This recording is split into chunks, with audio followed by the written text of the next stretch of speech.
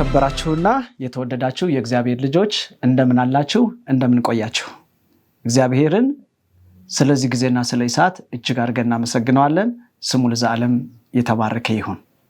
ዛሬ በምንማረው ትምህርት ላይ እግዚአብሔር በተለየ ሁኔታ እንዲባርከንና እንዲያስተምረን ሁላችንም በያለንበት ስፍራ ሆነን ለእግዚአብሔር ክብር ራሶቻችን ዝቅ አድርገን እንጸልይ።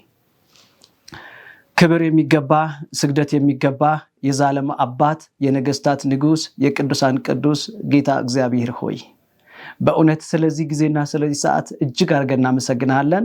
በጌታ በኢየሱስ ክርስቶስም ስም ለዘላለም የተባረከ ይሁን።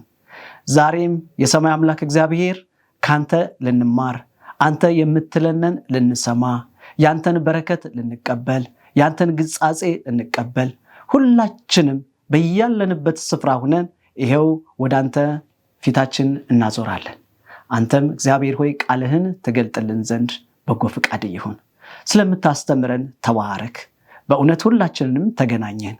በልጅ በመድኃኒታችን በጌታ በኢየሱስ ክርስቶስ ስም አሜን። ውድ ወገኖቼ ዛሬ እንግዲህ አብረን የምናየው ርዕስ ለመሞት ተወለደ ይላል። ለመሞት ተወለደ። ይህ ርዕስ ለብዙዎቻችን ግርምታን ሊጭር ይችላል። ምክንያቱም ለመሞት ብሎ ማን ይወለዳል? ለመሞት ህይወትን ለማጣት ብሎ ማንም ሰው አይወለድም። ይህ ርዕስ ግን የሚለው ለመሞት ብሎ ተወለደ ነው የሚለው። ምክንያቱም ማንም ሰው የሚወለደው ለመኖር ነው እንጂ ለመሞት አይደለም። ለመሞት ብሎ ማንም ሰው አይወለድም። የሚወልደውም ቢሆን ልጄ በህይወት ቢኖር ብሎ ልጅ ይወልዳል እንጂ ልጄ ቢሞት ብሎ ማንም ሰው ልጅ አይወልድም። ይሄን ቢያስብ ኑሮ ብዙ ሰው ልጅ ለመውለድ ራሱ የሚመኝና የሚፈልግም አይመስለኝም። እስኪ ማን ነው ከእናንተ መካከል ልጅ እወልዳለሁ ከዛ በኋላ ልጄ ይሞታል ብሎ የሚያስባለ?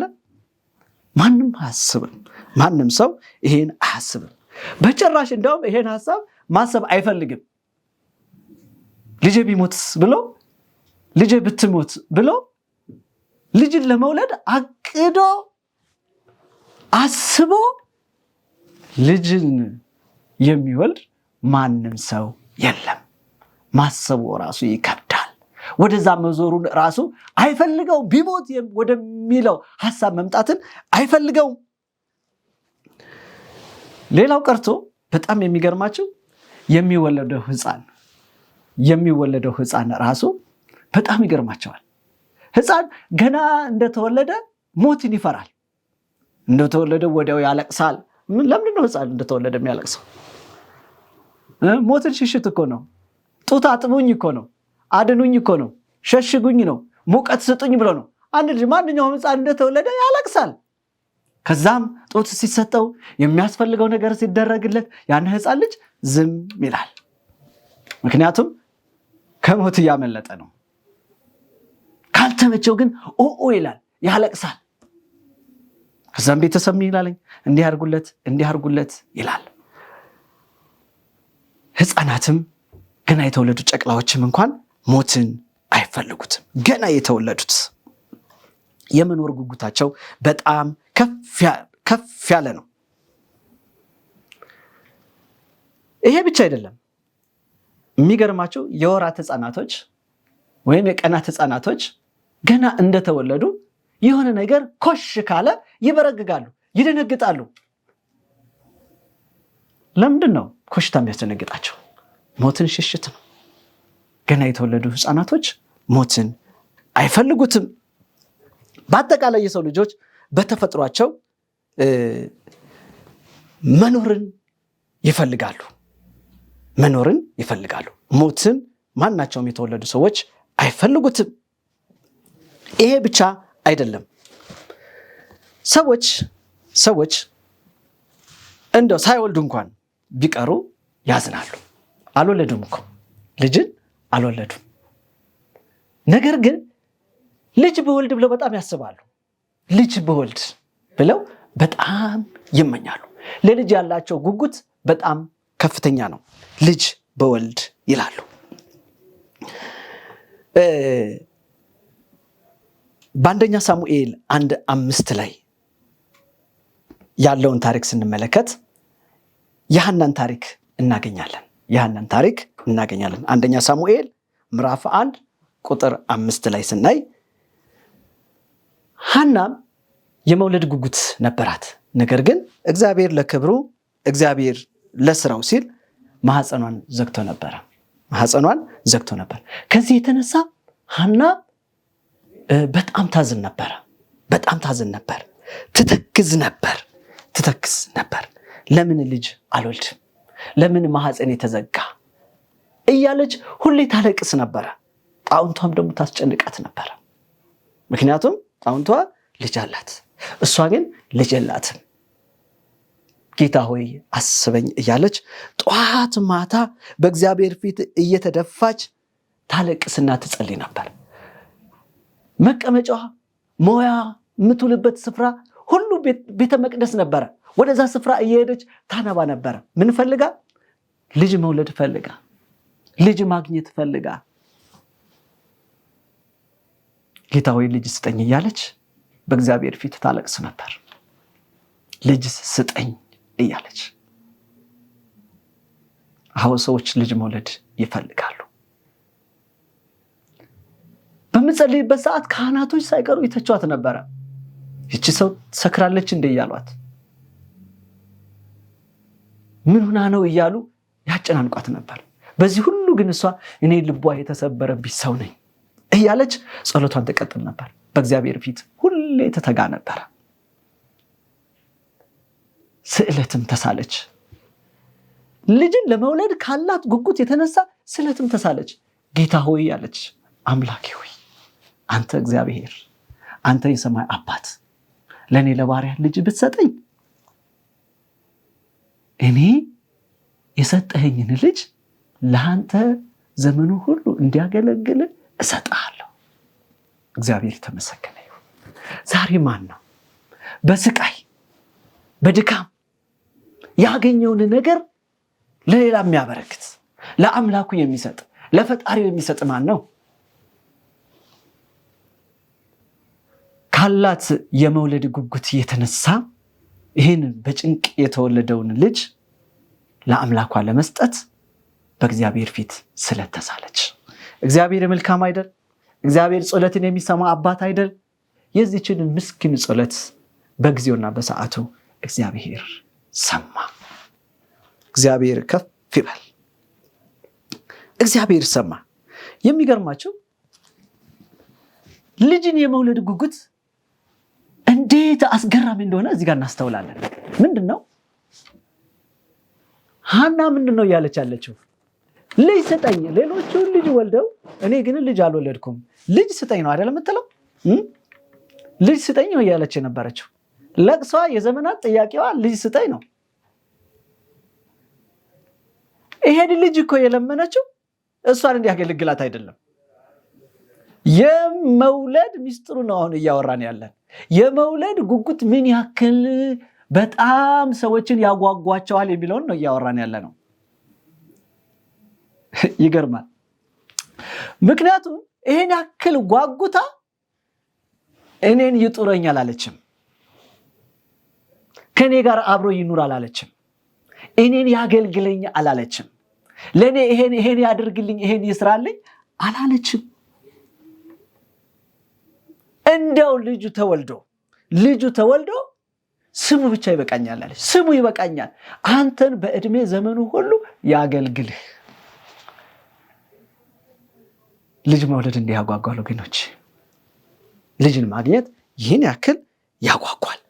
በመጨረሻ እግዚአብሔር ሐናን አስቧት ልጅን ከሰጣት በኋላ እግዚአብሔርን ያመሰገነችበት መንገድ በጣም የሚገርም ነው። እግዚአብሔርን ከፍ ያደረገችበት መንገድ፣ እግዚአብሔርን ያወደሰችበት መንገድ በጣም የሚገርም ነው። ምዕራፍ 2 ላይ ምን እንዳለች ታውቃላችሁ? እንዲህ አለች፣ ልቤ በእግዚአብሔር ጸና፣ በማዳን ደስ ብሎኛል፣ ቀንዴ ከፍ ከፍ አለ፣ አፌ በጠላቶቼ ተከፈተ። እግዚአብሔር ያድናል፣ እግዚአብሔር ይገላል። አትታበዩ፣ በኩራት አትናገሩ። እግዚአብሔር ምንድነው አለች? አዋቂ ነው። እግዚአብሔር አዋቂ ነው። እንቆቅልሿ ተፈታ። የተተቸችበት፣ የተናቀችበት፣ በጎሪጥ የታየችበት ጉዳይ በእግዚአብሔር ዓይን ታየ። መልስ ተሰጣት። ሐና እጅግ ደስ አላት። ተወልዶ እኮ ይሄ ልጅ ተወልዶ ከሷ ቤት ላይ ይቀመጥ እኮ ነው። በእግዚአብሔር ቤት ሄዶ ሊያገለግል ምንድነው ብቻ ነው የፈለገችው ሐና ልጅ ወለደች። ሐና የሳሙኤል እናት ናት የሚባለውን ነበር የፈለገችው። መተቸትን አልፈለገችም ነበር፣ መናቅን አልፈለገችም ነበር። እያቸው ወገኖች፣ ልጅ መውለድ ይህን ያክል ሰዎችን ያስደስታል። እንዲያውም በአብዛኛው ቦታ በእኛ ምድርም እንዲሁም በእኛ አገር ልጅ ሲወለድ የተለየ ስሜት ይሰማል። ለየት ያለ ስሜት ይሰማቸዋል። ምንድነው? አዋላጆች ልጅ ከተወለደ በኋላ ልጅ ተወለደ ብለው ዝም አይሉም። ምንድነው የሚሉት? እልል ይላሉ። እልልታውን ያቃጥሉታል። የደስታቸውን ሁኔታ በእልልታ ይገልጹታል። የደስታቸውን ልክ በእልልታ ያቀልጡታል። ልጅ ተወለደ ይባላል። ስለዚህ አብዛኛውን ስፍራ ገጠራማ አካባቢ ላይ ሰዎች ልጅ እንደተወለደ ዝም አይሉ፣ እልል ይላሉ። ይህ ልጅ ሲወለድ ያለውን ደስታ የሚገልጽ ነው። ይሄ ብቻ አይደለም። ልጅ ከተወለደ በኋላ ጎረቤቶች፣ ወዳጆች፣ ዘመድ አዝማድ እከሊት ወለደች፣ እከሌ ወለደ ብለው እዚህ ምላሉ እንዴ? እንደዛ ነው እናንተ ወልዷል ብላችሁ ጸጥ ነው የምትሉ? የወለደውን ሰው እናቱን አባቱን አግኝታችሁ ምንድን ነው የምትሉት? ኧረ እንኳን ደስ ያለ ወልደሃል አሉ፣ ኧረ እንኳን ደስ ያለሽ ወልደሻል አሉ ይባላል። ይሄ ብቻ አይደለም። የቻለው ደግሞ አነሰም በዛም ምን ይዞ ይሄዳል? ስጦታ ይዞ ይሄዳል። ስጦታ ያበረክታል። ደስታቸውን ስጦታ በመስጠት ሰዎች ይገልጻሉ።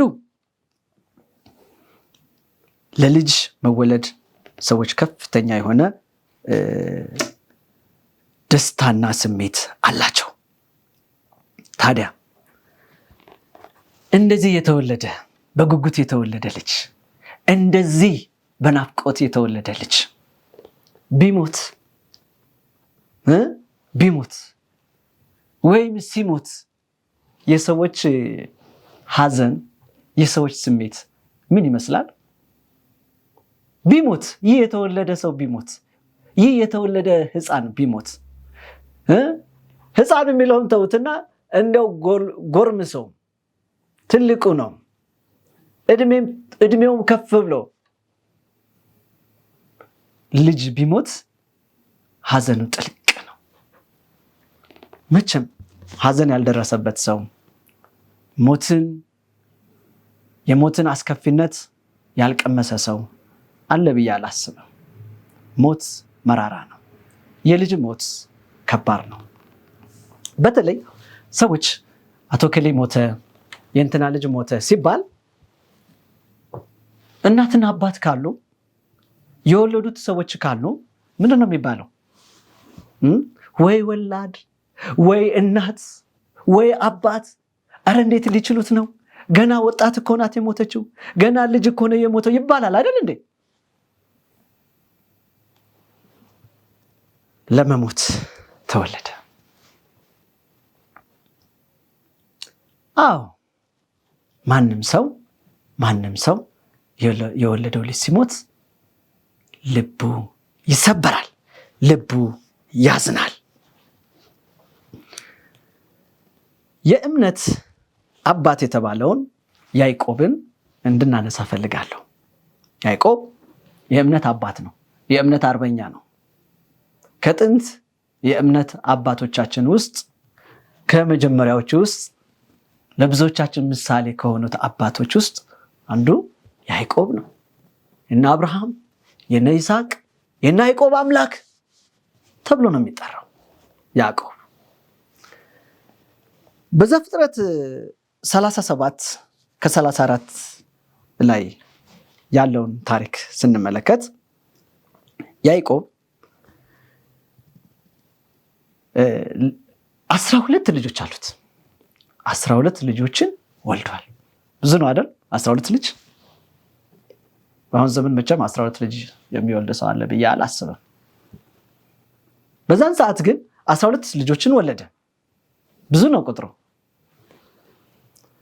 ከዛም የያዕቆብ ልጆች 11 ምን አደረጉ? ወንድማቸውን ዮሴፍን በቅንዓት ወደ ጉድጓድ ውስጥ ጥለው ከዛ ደግሞ አውጥተው ለነጋዴዎች ሸጠው ወደ አባታቸው ወደ ያዕቆብ ሄዱ። አባታቸውን ጠሩ። አባታችን አሉት። ልጅ ዮሴፍ ሙቷል፣ አውሬ በልቶታል አሉት። ያ ብቻ አይደለም፣ ማረጋገጫ ሰጡት። ምን አደረጉት? ጠቦት አርደው የጠቦቱን ደም በዮሴፍ ልብስ ላይ ቀብተው ይሄው አውሬ በልቶታል ብለው አሳዩት።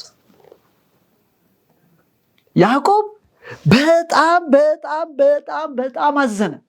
ልጄ ዮሴፍ አለ።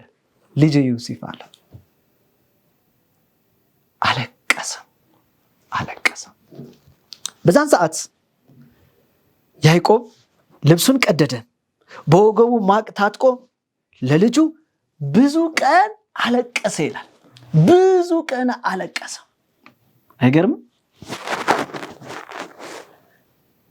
11 ልጆች እኮ አሉት። የሞተው ስንት ነው? አንድ ነው ሞተ የተባለው። ግን እኮ አልሞተም፣ ገና ሞተ ነው የተባለ።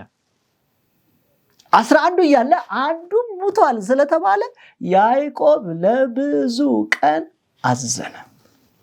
የተወለደ ልጅ ሲሞት ሁሉም ሰው ያዝናል። ማንም ሰው የማያዝን የለም። ብዙ ቀን አለቀሰ። በዛን ጊዜ ባሉ ሰዎች፣ በዛን ወቅት የሚኖሩ ሰዎች፣ በእነ ያዕቆብ ዘመን ማለት ነው፣ ሰዎች ሀዘናቸውን በጣም ጥልቅ ሀዘን ሲሰማቸው ከሚገልጹባቸው መንገድ አንዱ ልብስን መቅደድ ነው። ልብሱን ቀደደ፣ ማቅ በወገቡ ታጥቆ ሀዘኑን ገለጸ። በዛን ሰዓት ልጆቹ እነዚህ 11 ልጆች ወደ አባታቸው ቀረቡ። አባታችን ሆይ አሉት፣ እኛ አለንልህ፣ አትዘን። ለምን ታዝናለህ? እባክህን አትዘን ብለው ሊያጽናኑት ሞከሩ። ያዕቆብ ግን ሊጽናና አቃተው ይላል። ሊጽናና አቃተው። 11 ልጆች ያሉት መጽናናት አቃተው። ወገቡ ተብረከረከ። መጽናናት አቃተው። ያልሞተው ልጅ፣ የተሸጠውን ልጅ አውሬ በላው ስለተባለ መጽናናት አቃተው ይላል። በጣም ይገርማል። መጽናናት አቃተው።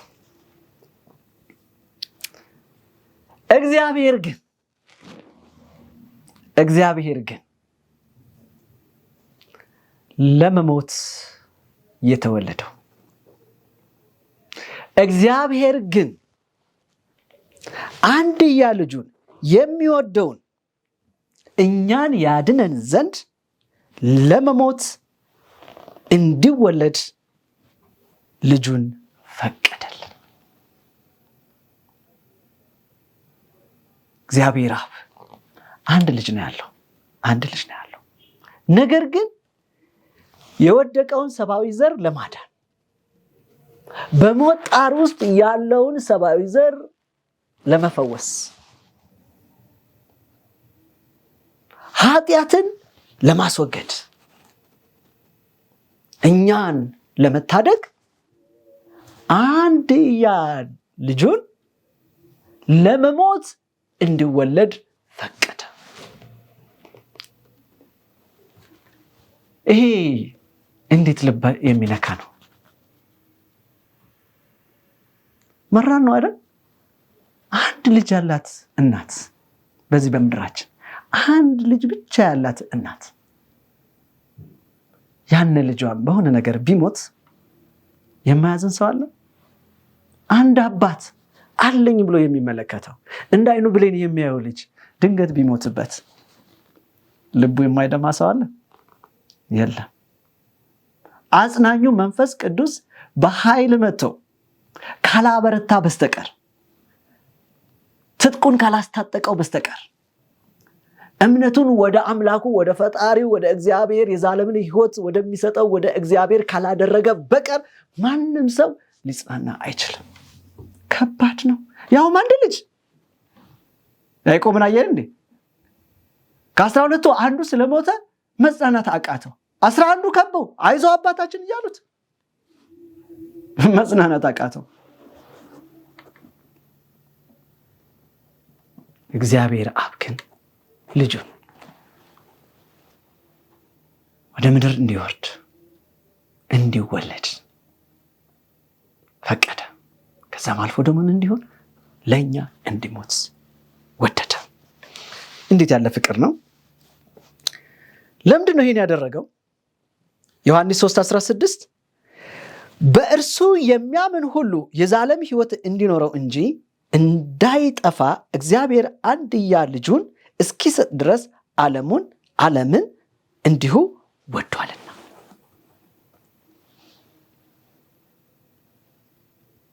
እንግዲህ ዋናው ዓላማው እግዚአብሔር ምንድን ነው? የሚያምን ሁሉ እንዲድን ነው። የዘላለምን ሕይወት እንዲያገኝ፣ የዘላለምን ሕይወት እንዲኖር ለኛ አደላ፣ ለሰብአዊ ዘር አደላ።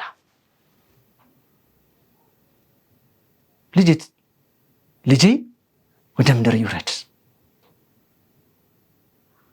ወደ ምድር መጥቶ ይወለድ፣ ይሙት ብሎ ፈቀደ። በእርሱ የሚያምን ሁሉ የዘላለም ሕይወት እንዲኖረው አንድያ ልጁን ሰጠ። እስከዚህ ድረስ እግዚአብሔር አምላክ ዓለምን ወዷል፣ ዓለምን አፍቅረዋል፣ እኛን ወዶናል፣ ትልቅ ቦታ ሰጥቶናል። እግዚአብሔር የተመሰገነ ይሁን። በእውነት እግዚአብሔር መልካም ነው። እግዚአብሔር ድንቅ ጌታ ነው። እንዲሁ ወደደን። ይሄ አይደለም የሚገርመው፣ ይሄ ብቻ አይደለም። ልጁ ክርስቶስ ኢየሱስም የአባቱን ፍቃድ ለመፈጸም ፈቃደኛ ሆኖ ለመሞት ምን ሆነ? ተወለደ። ለመሞት ተወለደ። ፈቃደኛ ሆነ። ለአባቱ ለልዑል እግዚአብሔር ለእግዚአብሔር አብ ፈቃደኛ ሆኖ አባቴ ሆይ እኔን ላከኝ ብሎ እኔ እሄዳለሁ፣ ወደ ምድር መጥቼ እወለዳለሁ፣ ከዛም በብዙ ስቃይና መከራ ውስጥ አልፌ አንተ እንዳልከኝ እሞታለሁ፣ ዋጋን እከፍላለሁ ብሎ ታዞ ለመሞት ተወለደ። አቤት ፍቅር! አቤት ልጅነት! የአባትን ፍቃድ ለመፈጸም አባትን ለመታዘዝ እሺ ብሎ መምጣት እንዴት ደስ ያሰኛል መሰላችሁ! በእውነት የመታዘዝን መንፈስ፣ የአባቶችን ትእዛዝ የመጠበቅን መንፈስ፣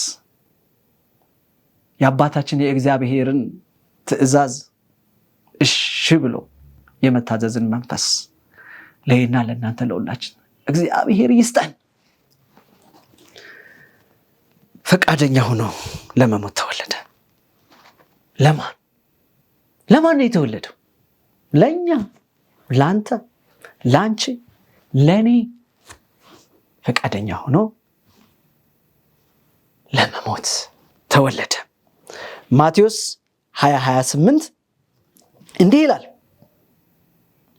የሰው ልጅ ሊያገለግልና ሕይወቱን ለብዙዎች መዋጮ ሊሰጥ መጣ እንጂ እንዲያገለግሉት አልመጣም ይላል። እንዲያገለግሉት አልመጣም። አስቡት እንግዲህ ከላይ ከሰማይ የወረደው በዙፋኑ ላይ የተቀመጠው የዓለማት ፈጣሪ የነገስታት ንጉስ የሆነው ጌታ ኢየሱስ እንድናገለግለው ሳይሆን ክብርን እንድንሰጠው ሳይሆን ሊያገለግለን ራሱን ዝቅ አድርጎ ወደዚህ ምድር መጣ። እግዚአብሔር ግን ስንት ነው የሚያስተምረን? ዛሬ ሰዎች ክብርን ነው የሚፈልጉ። ከትልቅ ቦታ ላይ ከመጡ ከትልቅ ደረጃ ላይ ቆይተው ወደ ታች ከመጡ እኔ ከፍ ያልኩ ነኝ፣ እኔ ክብር ይገባኛል፣ እኔ ከዚህ ሀገር የመጣሁ ነኝ፣ እኔ ይሄን ስራ የነበርኩ ነኝ በማለት ወንበር መርጦ ነው የሚቀመጠው፣ አልጋ መርጦ ነው የሚተኛው። ዝቅ ብሎ ለሌሎች ክብርን አይሰጥም፣ ዝቅ ብሎ ሌሎችን አያገለግልም። የሰው ባህሪ እንደዚህ ነው።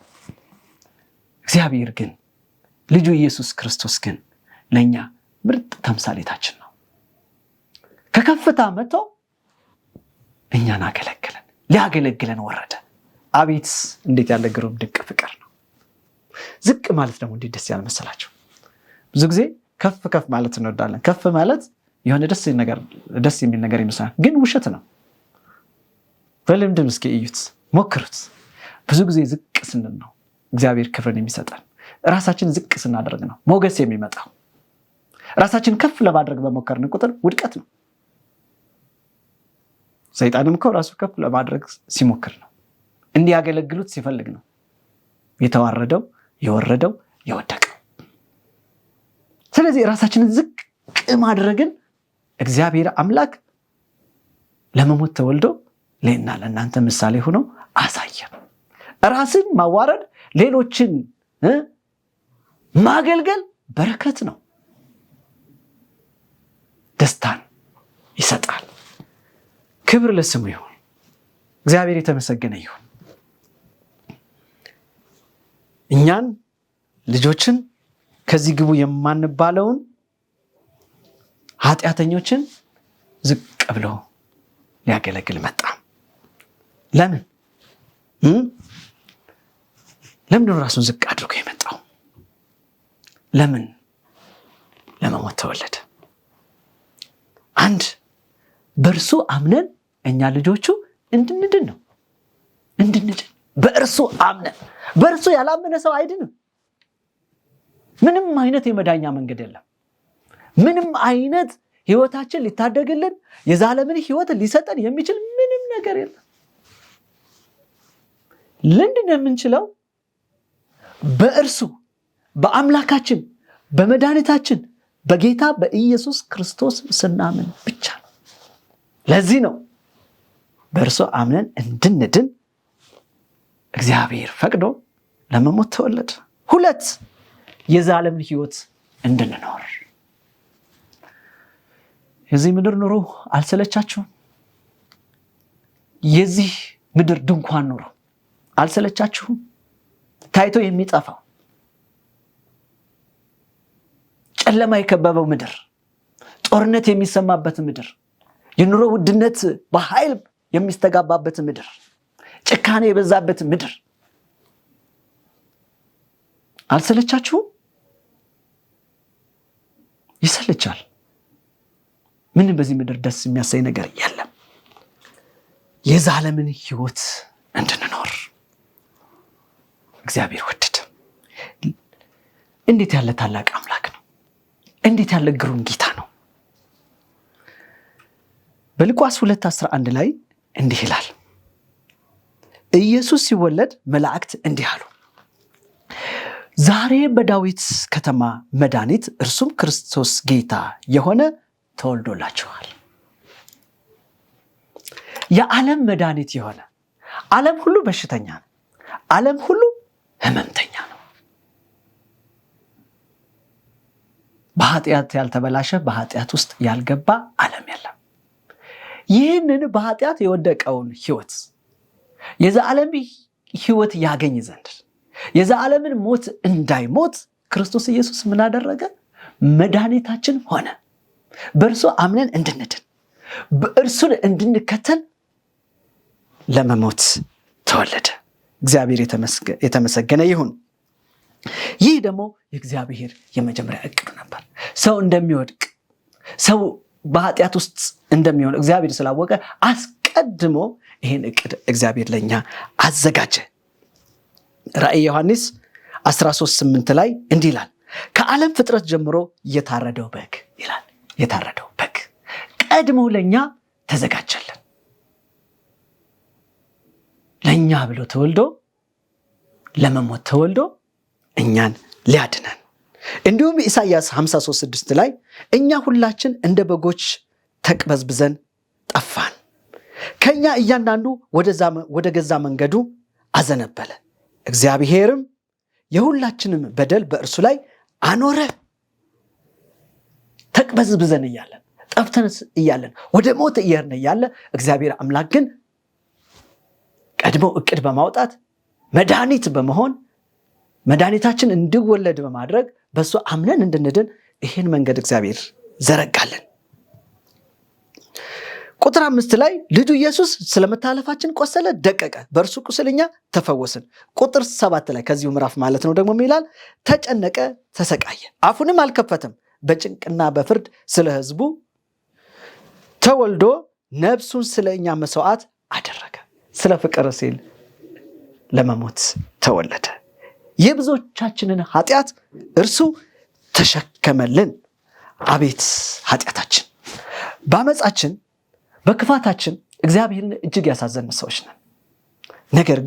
ነገር ግን እግዚአብሔር አምላክ ባለመታዘዛችን ምክንያት ከዙፋኑ ወርዶ ስለኛ መስዋዕትነትን ከፍሎ እንዲያድነን አደረግነው። የከበረውን ጌታ ወደ ምድር እንዲወርድ አደረግነው። በእውነት ኃጢአት ዋጋ ያስከፍላል። አምላካችን ስለኛ ትልቅ ዋጋ ከፈለ። ዛሬም ሰዎችን ሊያጠፋ የሚችለው ኃጢአት ነው፣ አለመታዘዝ ነው። አዳኙን ከላይ ያወረደው ክርስቶስ ኢየሱስ መድኃኒት ባይሆን ኖሮ በእውነት አለመታዘዝ ነው፣ ኃጢአት ነው። ዛሬም ለምድራችን ኃጢአት ምድርን በክሏታል። ስለዚህ ሊያሳስበን የሚችለው ምድርን ሊያሳስባት የሚችለው ምን አይነት ችግር ነው? የኢኮኖሚ ችግር አይደለም፣ የጤና ችግር አይደለም። ዛሬ እኛን ሊያሰጋን የሚችለው ትልቁ ስጋት ምንድነው? ኃጢአት ነው። ይህ ሌላው ምድራዊ ነገር ነው። ምድራዊው ነገር በእውነት ታይቶ ይጠፋል። ብንታመም ታክመን እንድናለን። ብንሞትም እንኳን ችግር የለውም፣ ጊዜያዊ ሞት ነው። የዘላለምን ህይወት ማጣት ግን በጣም አደጋ ነው። ለዚህ ምክንያቱ ምንድነው? ኃጢአት ነው። ስለዚህ የኃጢአት በሽታ በጣም አደገኛና የከፋ ነው። ስለዚህ ጌታ ሆይ በእውነት አንተን እንድታዘዝ በደል ኃጢአትን እንዳልሰራ እርዳኝ ልንለው ያስፈልጋል። ሮሜ 3:23 ይላል ሁሉ ኃጢአትን ሰርተዋል፣ የእግዚአብሔርን ክብር ጎድሏቸዋል። ይህ ማለት ሁሉም ኃጢአትን ሰርተዋል፣ ኃጢአት ያልሰራ የለም። በምድራችን ኃጢአት እጅግ ነግሷል። ስለዚህ ከኃጢአት ልንርቅ እግዚአብሔርን ልንታዘዝ እኔና እናንተ ያስፈልገናል። ሚላል ሮሜ 6:23 ላይ እንዲህ ይላል የኃጢአት ደመወዝ ሞት ነው። ይህ ሞት አካላዊ ብቻ ሳይሆን መንፈሳዊ የሆነ ደግሞ ሞት ነው። የኃጢአት ዋጋ ሞት ነው ይላል። ይህ ሞት ደግሞ አካላዊ ብቻ ሳይሆን የዘላለም ሞት ነው። ስለዚህ እግዚአብሔርን ልንታዘዝ እግዚአብሔርን ልናከብረው ያስፈልጋል። በእርሱ ብርሃንን አግኝተናል። በጨለማ የምንቅበዘበዝ ሰዎች ነበር። ነገር ግን እግዚአብሔር ታላቅ ብርሃንን ለኛ ልጁ ተወልዶ እንዲሞት በማድረግ በጨለማ የተከበብነውን ሰዎች ወደ ብርሃን እንድንመጣ አደረገን። በኃጢአት ልንሞትና የዘላለምን ሞት ልንሞት እየሄድን እያለ እግዚአብሔር ግን ከዛ መንገድ መልሶ የዘላለምን ሕይወት እንድናገኝ እግዚአብሔር አምላክ በልጁ በኢየሱስ ክርስቶስ አማካኝነት መድኃኒት ሆነልን። ዛሬ ታዲያ ክርስቶስ ኢየሱስ እኛ በሰራነውና እኛ በከፈልነው ዋጋ ኃጢአት ይሄን ያክል ዋጋ ከከፈለልን እሱን ለመቀበል ስንቶቻችን ዝግጁ ነን? ለመሞት ተወለደ። ከዚህ የበለጠ መስዋዕትነት የለም። እኛን ለማዳን እኛን ወደ ዘላለም ሕይወት ለማምጣት ይሄን ሁሉ ከፈለ። ዛሬ ይሄን ጌታ ተቀብለዋል? ይሄን ጌታ እያመለከው ነው? የዘላለምን ሕይወትን ለመውረስ ዝግጁ ነሽ? ይሄን ጥሪ እየሰማሽ ነው? ለመሞት ተወለደ፣ ላንቺ ላንተ ለኔ። ይሄን ጌታ ያልተቀበልን ሰዎች ካለን፣ በመቅበዝበዝ ሕይወት ያለን ሰዎች ካለን እንመለስ። ላንተ ብዬ ተወልጄ ሙቻለሁ ይላል። አቤት እንዴት ያለ ፍቅር ነው ውድ ወገኖቼ። ይሄን አምነን ይሄን ተቀብለን እኔና እናንተ ይሄንን ያክል ዋጋ እንደተከፈለልን አስተውለን በእውነት የዘላለምን ሕይወት እየፈለግን እሱን አስከብረን እንድንኖር ሁላችንንም እግዚአብሔር አምላክ በጸጋው ይርዳል።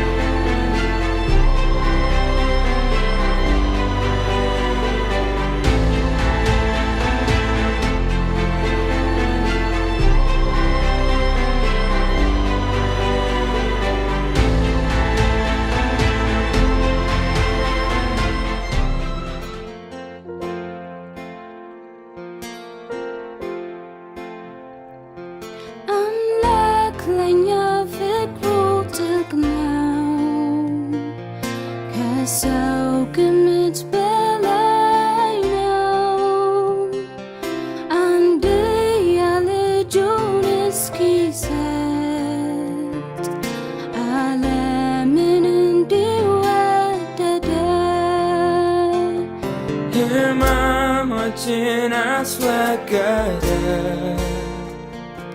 በመገረፉ ቁስል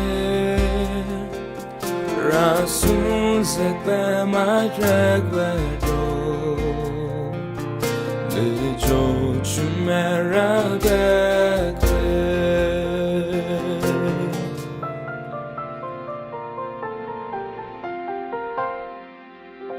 በምንም ነገር አልኮራም፣ በሀብት በጌጥ በክብር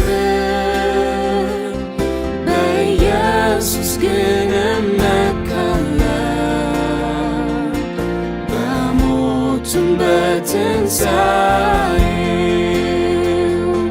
ምን ልክፈለው ለዚህ ጌታ?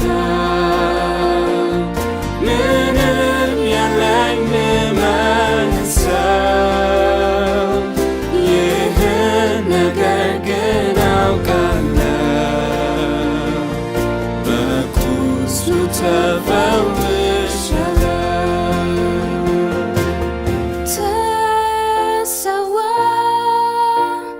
ሕይወትን ሰጠ ልታድነኝ፣ መከራን ተቀበልክ ተመታ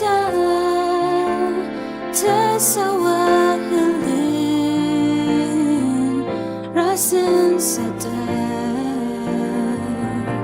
ክብርን ሰጠ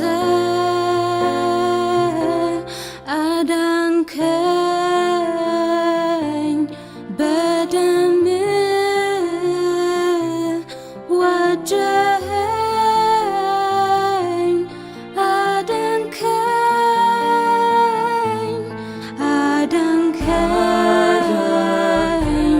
በደምህ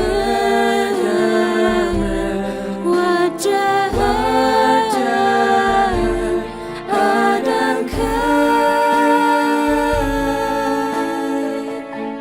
ከኃይላት በላይ ከመንግስታት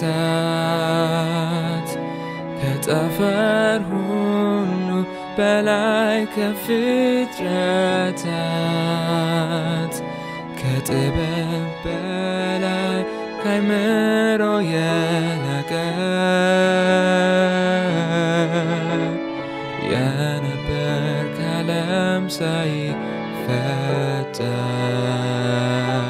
ከአክሊል በላይ ከነገሥታት አስደናቂ ነህ ከአእምሮ በላይ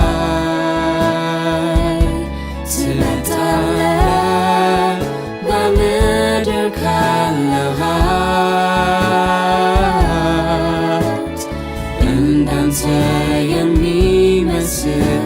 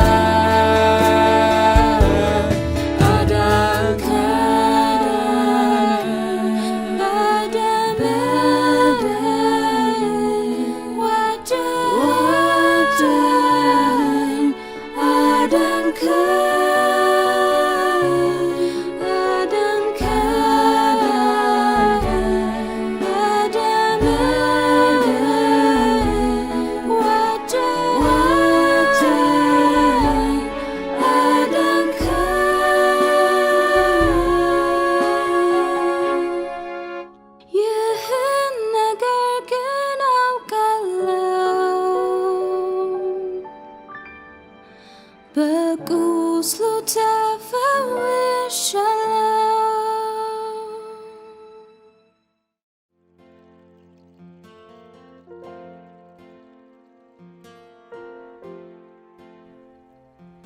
አምላክ ለኛ ፍቅሩ ጥልቅ ነው፣ ከሰው ግምት